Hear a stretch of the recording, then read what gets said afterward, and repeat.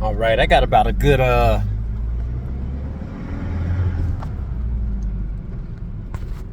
maybe 15 minutes going through my old phone, which I call photo albums. I can see old texts, old pictures. Taking a trip down the memory lane of business. I have been in business since 2012, but probably been in the pool business probably about 15 years. That says a lot. Like if a lot of you guys have been employed by your employer for that amount of time, or if you are a contractor of sorts, you would be at the journeyman level. If you have been a doctor of sorts and you have been practicing for 15 years, that's a decade and a half. Enough to see school freaking zone. But hold on, I think I can avoid that. That's enough time. And some of the comments I was reading between some clients and I, even though I did good work, there was always need for improvement. There's always need for improvement. If I were to give you advice, if you're looking on starting a business, keep this in mind. And I know every business person is going to tell you, what's your business plan? What's your business plan? I did not write out a solid business plan. When I started business, I literally went from making, this is back in 2012, let's make about $45,000 a year. Working for, I worked for my friend, whom I call my brother. If you're watching this, love you. But right before that, I was driving a truck for DS Waters, Hinckley and Schmitz, CDL driving. And I was making, at that time, $45,000 a year was respectable. Especially in today's age. Here we are, 2025, when the average black man is making about 50. So I was doing this in 2012. I've always made decent salaries from what I did, but this is not that conversation. So I was making that amount of money at Sparklets, and I literally, I was hustling bottles. I was actually happy doing what I did. At Sparklets, I didn't have to, they threw in a criteria where we would actually have to sell Kool-Aid, sell squinches, blah, blah, blah. Didn't really like that aspect of it, but I got it done. $45,000 a year, driving for Sparklets, full insurance, 2 weeks paid vacation, and I was done probably 36, 40 hours a week. I went from making that amount of money, that same amount of money, and we're going to talk about hours. When I first started the pool business, I was working part-time. I think 40-something accounts that I had done within the matter of, I know who he is, garbage truck. Within the matter of 3 days. So I was ecstatic. I was like, wow, I'm making all this money. I was on my wife's medical insurance at the time.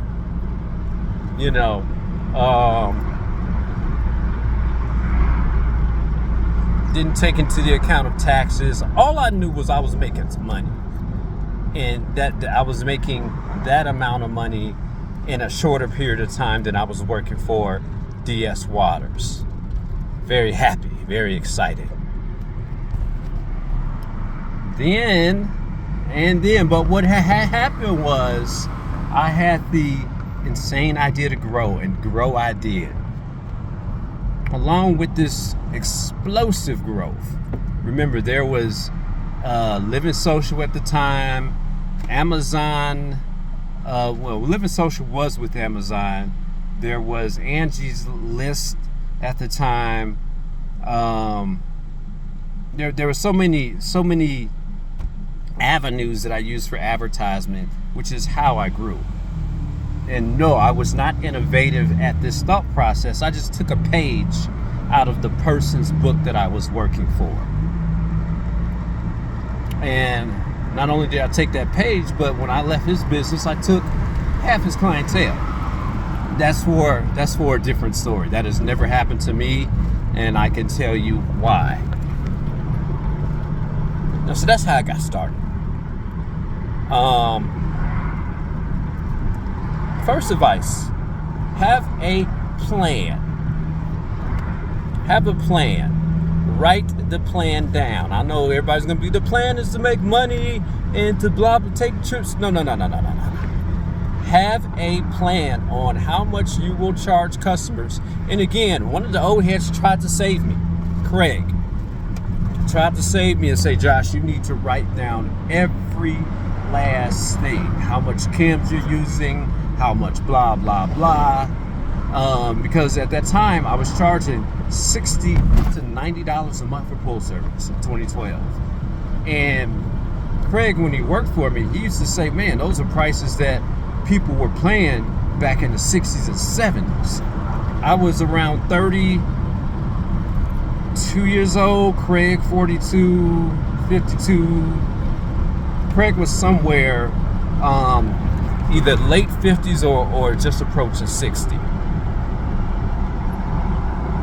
Craig had 75 stops and was making over $250,000 a year and had the toys to show for it.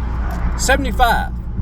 In order for me to make that amount of money, I had to have 260 stops. So you knew this fella knew what he was doing.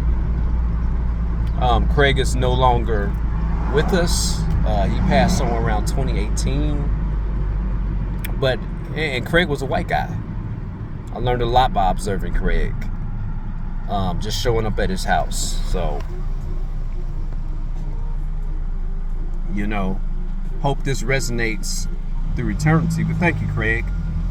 And the same information that he's pouring into me, I'm pouring to you if you're listening to this, and I'm pouring to all of the young kids that's aspiring to start their own business. He was exactly right.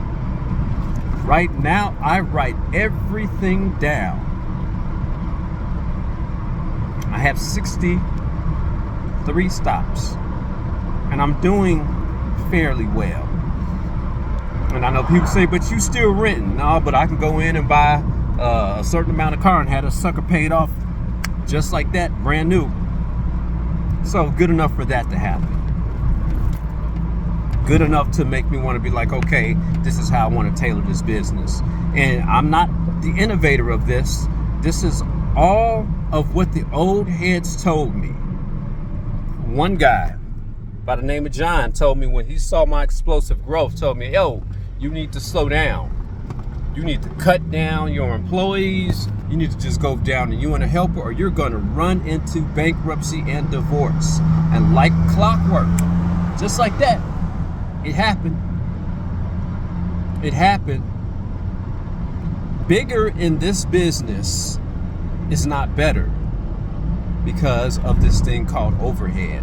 Now, overhead really doesn't come into effect with me because I itemize everything on the customer's bill and they get charged for it.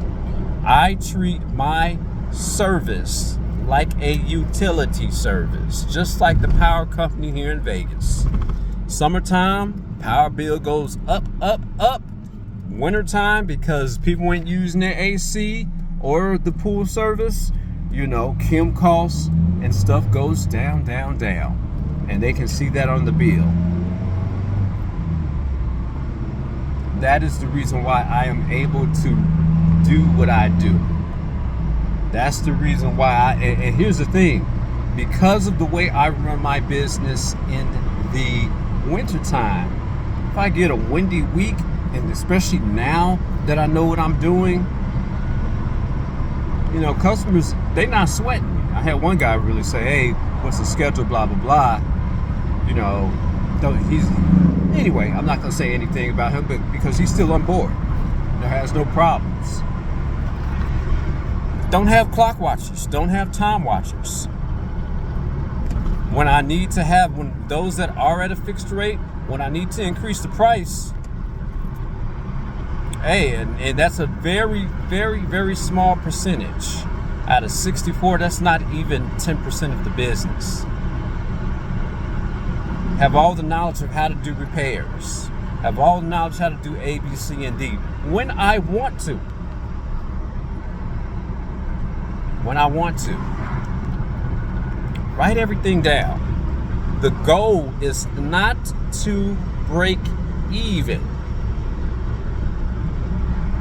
I mean, sure, with Uncle Sam, you want to break even on paper, and I'll even tell you how to do that. Is accounting for your losses. Accounting, write everything down.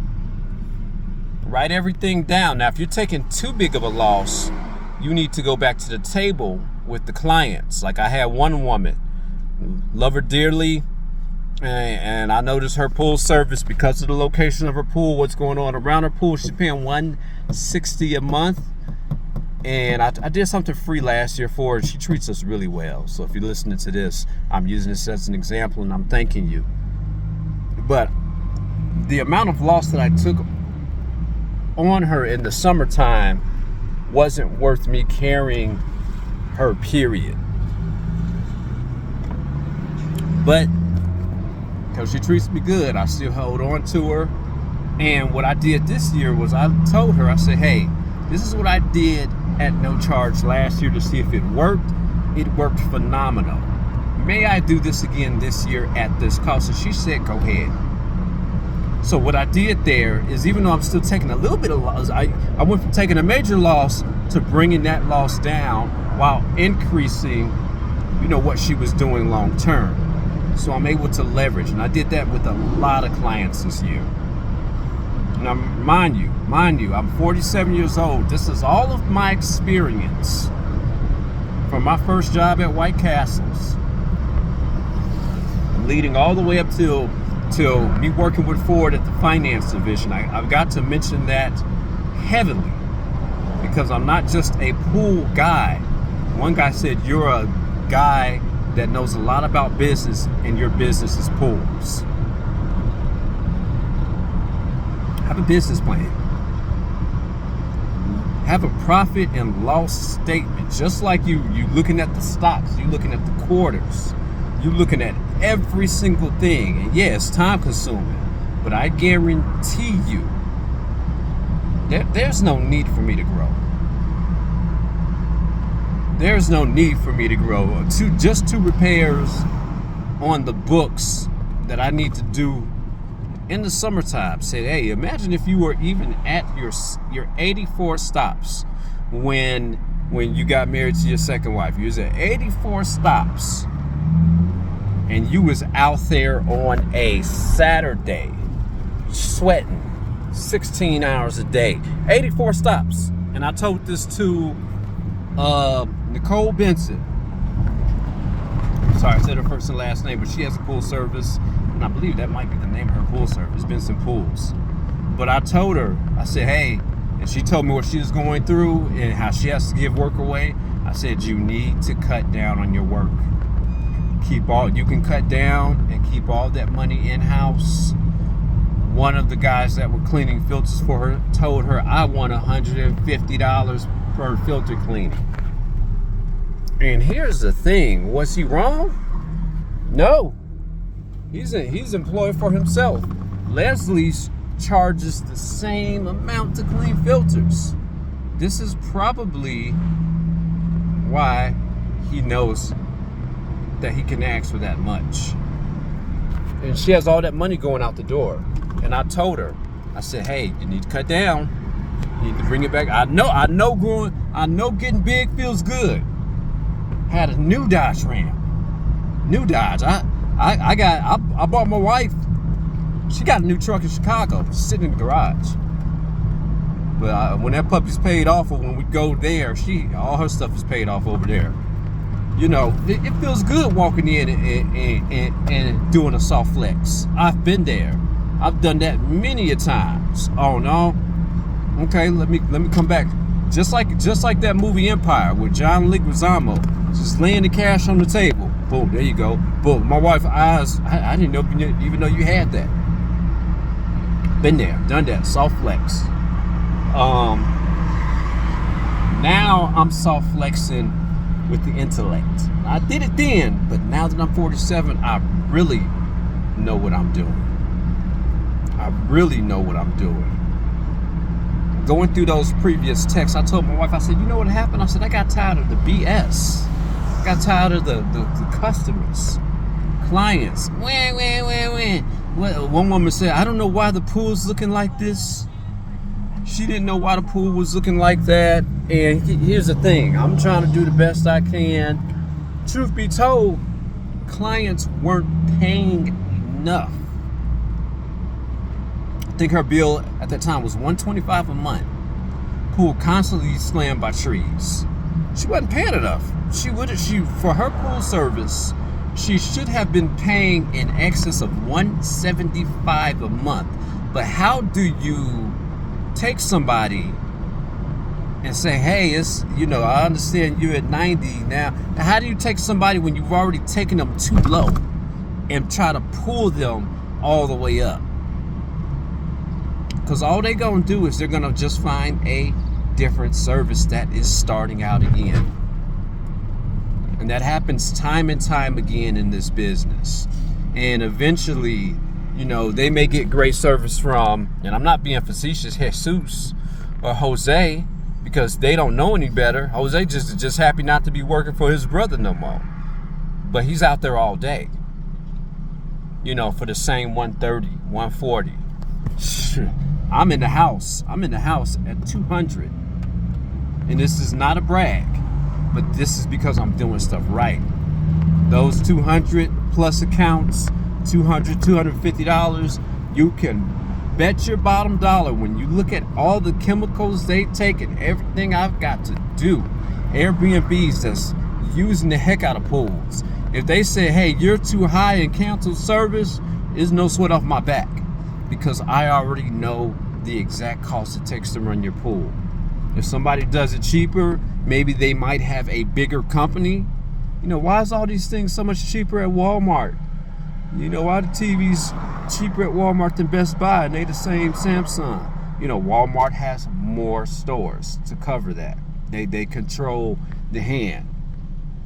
But for me, it's just solo dolo me. I can't afford to take a pool at a certain dollar amount when it is sucking this amount out of you. You're not making a profit. So you got to understand, and it's not the thing that you want to. I don't even want to break even. I need to make a profit because I need to be able to afford this pool.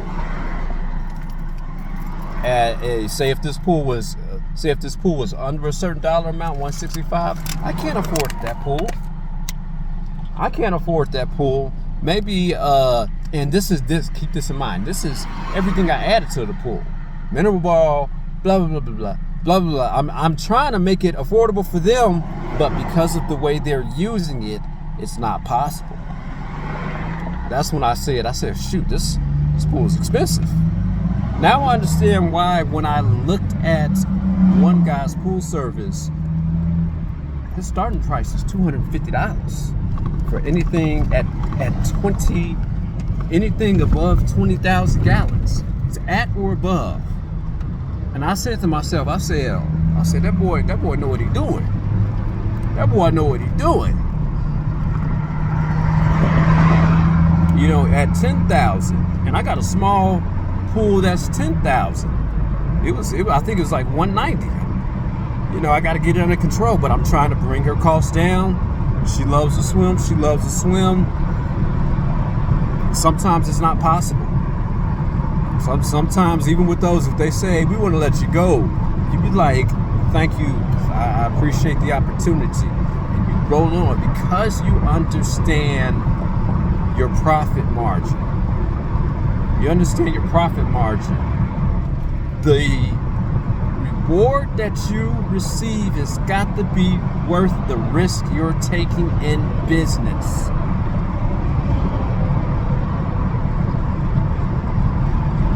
It's got to be worth it. It's got to be worth the 100+ temps that we're going to run. Even in the wintertime when it's cold and windy.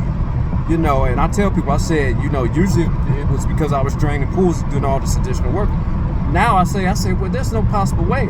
I've got to tell people, hey, the reason why I operate like this is because at this time in the morning, when you see me in the summertime, in the wintertime, it's still 30 degrees. I got to wait. So I break you up. If they don't like it, if they think that you should be tapping a little bit harder, keep this in mind. Everybody is not meant for your business. And those that are, they willing to pay the piper. And keep this in mind, this is not me even trying to, this is not even me trying to fleece or bleed the customers. This is what it is. Shoot, y'all see me still driving around in this Ranger. Josh, what about all the... No, I'm talking about what y'all see me in.